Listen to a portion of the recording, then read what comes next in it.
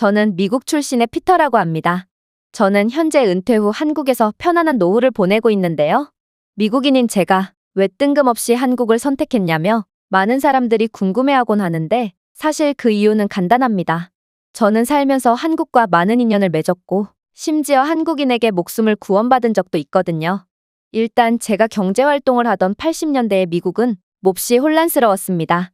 세계적으로도 경제 상황이 몹시 안 좋았고 미국은 세계 각국에서 돈을 벌러온 사람들로 가득 차서 혼돈 그 자체였죠. 당연히 범죄도 많았고 위험했어요. 저는 이런 불경기에 어차피 일자리를 구하는 것도 힘들겠다. 이 상황을 이용해보기로 했습니다. 바로 파트타임 일자리를 전전하며 모은 돈으로 사설 경비업체를 차린 것이죠. 그때는 지금보다 총기 규제도 훨씬 널널했고 안전에 대한 수요도 많았기에 이건 좋은 사업이라고 생각했어요. 다행히 일을 하려는 사람은 많았고 저는 처음에 몸집이 다부진 미국인들을 주로 고용했습니다.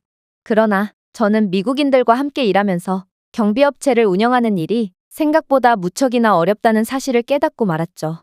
왜냐하면 미국 남자들은 운동으로 몸만 키웠지 겁쟁이일 뿐이었거든요.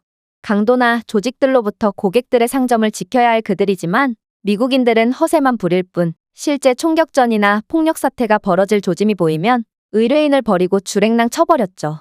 이들의 이런 계속된 도망에 저는 점점 사업에 대한 회의감이 들었습니다. 그래서 처음 가졌던 마음가짐과는 달리 그냥 대충 일하고 돈이나 벌자는 아니란 생각을 갖게 됐죠. 따라서 저는 비싸기만 한 겁쟁이 미국인들을 전부 해고했고 인건비가 저렴한 아시아인들을 고용하기로 했습니다. 그 당시에는 미국에 돈을 벌러온 아시아계들이 굉장히 많았고 이들은 백인들에 비해 훨씬 싼 값에 고용할 수 있었거든요. 대부분의 아시아계들은 중국인이었기에 저는 그들을 고용해보기로 했습니다. 하지만 저는 이게 최악의 선택이었다는 걸 불과 1개월 만에 깨닫고 말았는데요.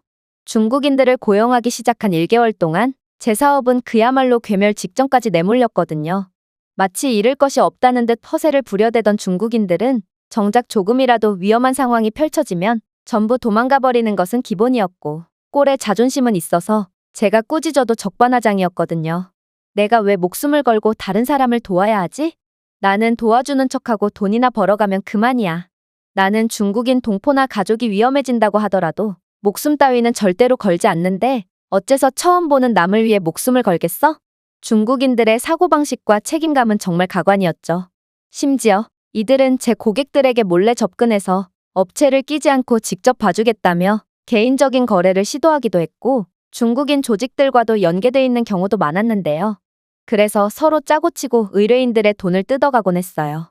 요즘 중국이 전 세계 IT 회사들의 스파이를 보내서 정보를 빼가는 야가 빠진 짓을 해대던데 저는 진작부터 중국인들이 원래 이런 비겁하고 야근 족속이라는 걸 알고 학을 떼었습니다. 어쨌든 입에 풀칠은 할 정도였던 제 회사의 평판은 한 달 새에 바닥을 쳤고 계약도 5분의 1 수준으로 완전히 바닥을 치게 됩니다. 저는 인간에 대한 회의감이 들었고 더 이상 회사를 이끌어갈 자신도 돈도 없어서 사업을 접으려고 했어요. 그때 나타난 게 바로 한국인 성태였습니다.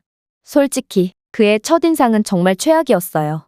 마른 팔다리에 배만 튀어나와 있는 그의 몸은 아무리 봐도 누군가를 지킬 수 있을 거라는 기대가 전혀 안 되었거든요. 심지어 복싱을 배웠다던 미국인, 그리고 쿵우나 중국 무술을 배웠다던 중국인들과는 달리 그는 자신에 대해 아무런 어필도 하지 않았습니다. 하지만 결과적으로 저는 그를 한번 믿어보기로 했는데요. 그건 바로 그가 쓰고 있던 모자 때문입니다. 그는 베트남전 참전용사 모자를 쓰고 있었고 이 말은 그는 한국군 소속으로 베트남전에 참전했다는 뜻이거든요. 사실 베트남전에서의 한국군의 활약은 저 같은 민간인들까지 전부 알 정도로 대단했습니다. 제 주변에는 베트남전에 참전한 사람들이 꽤 많은데요. 그들은 하나같이 한국군은 정말 같은 편인데도 무서웠다며 엄지손가락을 축혀 올리곤 했죠. 실제로 베트콩들이 가장 두려워했던 군대는 세계 최고를 자부했던 미군이 아닌 한국군이었고 이렇게 훌륭한 한국군은 의리까지 엄청나서 다친 전우를 끝까지 챙기며 수단과 방법을 가리지 않고 구출해내는 믿기 힘든 모습까지 보여줬다고 하더군요. 저는 이런 한국군 출신이라면 분명 전에 직원들과는 다른 모습을 보여주겠거니 싶어서 한국인 성태를 고용한 것입니다. 그리고 실제로 성태는 정말 엄청난 모습을 보여줬죠. 그는 정말 자신이 맡은 일은 어떻게든 해내는 놀라운 책임감을 보여줬거든요. 한국인 성태는 자신보다 몸집이 2배는 큰 흑인 불량배들을 보고도 전혀 기죽지 않았고 한번 싸움이 시작되면 절대로 물러서는 법이 없었습니다. 그리고 수단과 방법을 가리지 않고 어떻게든 상대를 짓눌러버렸죠. 그런 독종 같은 성태의 모습은 악랄한 범죄자들 사이에서 유명해졌고 그 뒤로는 그 누구도 성태가 맡은 가게들을 쉽게 건들지 못했습니다. 한 번은 흑인 무리들이 한 블록을 전부 털어버리는 일이 있었는데 성태가 맡고 있던 2가게만 멀쩡했던 적도 있을 정도로 성태는 정말 범죄자들에겐 두려움의 대상이었죠. 하지만 성태는 이런 엄청난 모습을 보여주고도 이상하리만큼 덤덤했어요. 한국인들은 원래 이렇게 해. 한국에서는 맡은 일에 책임을 다하지 않는다면 그 즉시 쓰레기 취급을 당하지. 그렇게 성태가 활약해 나갈수록 저희 회사의 평판과 의뢰수는 점점 올라갔고 저는 당연히 필요해진 인력들을 한국인들로 채워나갔습니다. 그리고 한국인들은 다들 성태처럼 책임감 넘치는 모습을 보여줬고 저를 실망시키는 법이 없었죠. 그들은 문제를 일으킨 적도 없었고 한국인 직원들에 대한 의뢰인들의 만족도도 정말 최고였어요.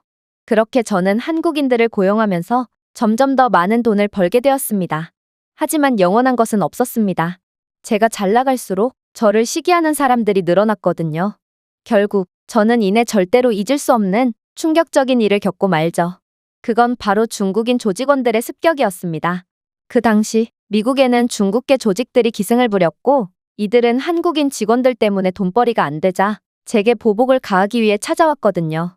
중국 조직원들은 새벽에 저희 집을 기습했는데요. 이들이 저희 집 주소를 알고 있던 것과 방범 장치가 순식간에 뚫린 점을 봤을 때 아마 제가 고용했던 의리 없는 중국인들이 전부 불어버린 모양이었습니다.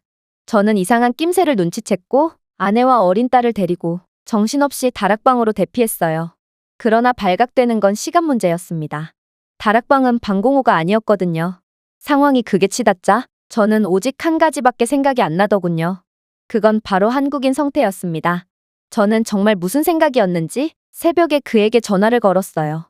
그리고 현재 십수명들의 조직원들로부터 공격받고 있으니 제발 도와달라고 빌었죠. 그때는 제정신이 아니었던 것 같습니다. 생각해보세요. 대체 누가 이런 지옥 속으로 기꺼이 뛰어들어 줄까요? 오면 분명히 죽을 텐데 말이에요.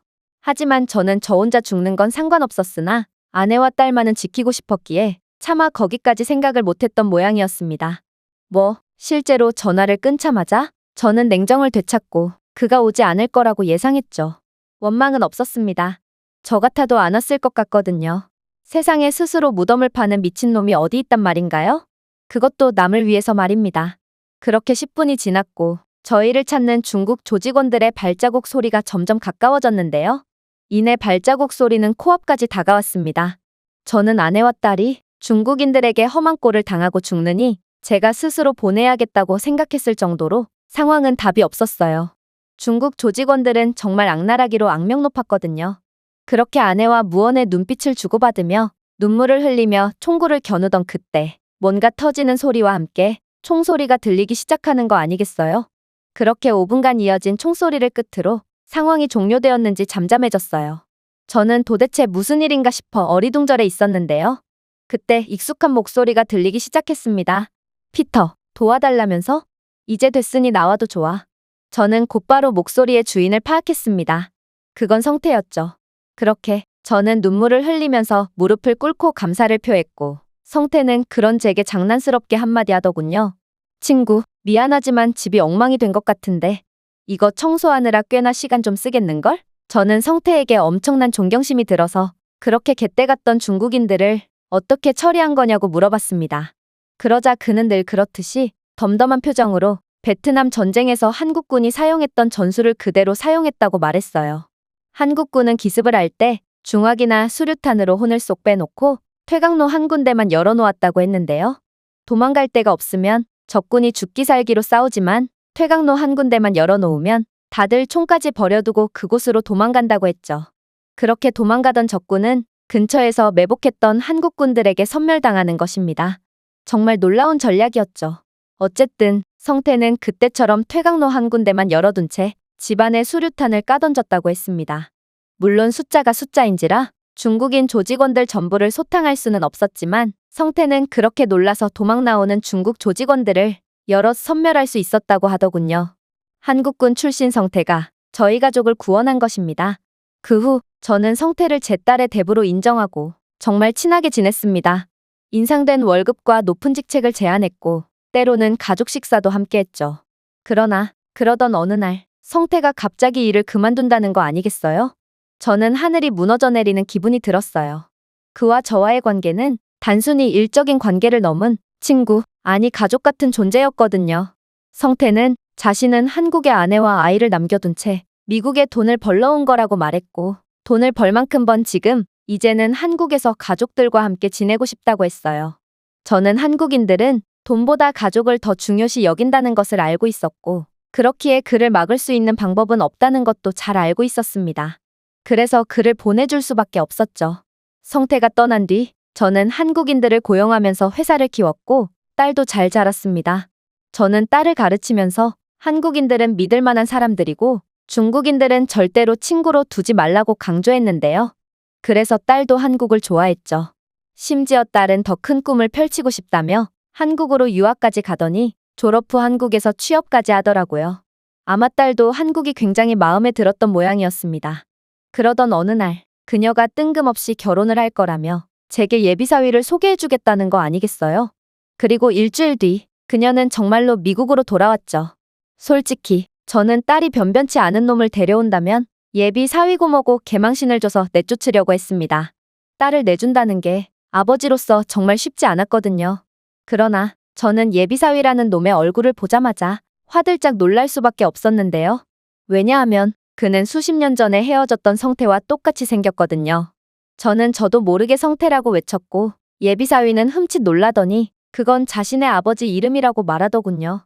알고 보니 그는 성태의 아들이었던 것입니다. 수십 년 전에 헤어진 성태의 아들이 지금 제 눈앞에서 딸과 함께 등장하다니 정말 믿을 수가 없었습니다. 그러나 성태의 아들은 성태처럼 너무나도 책임감 있고 예의 발랐기에 저는 그가 성태의 아들임을 확신하고 말았죠. 그는 딸과 같은 회사에서 일하고 있고 무척이나 성실해서 모든 동료들에게 인정받고 있다고 했는데요. 당연히 저는 그 자리에서 둘의 결혼을 허락했고 곧바로 한국으로 상견례를 갔습니다.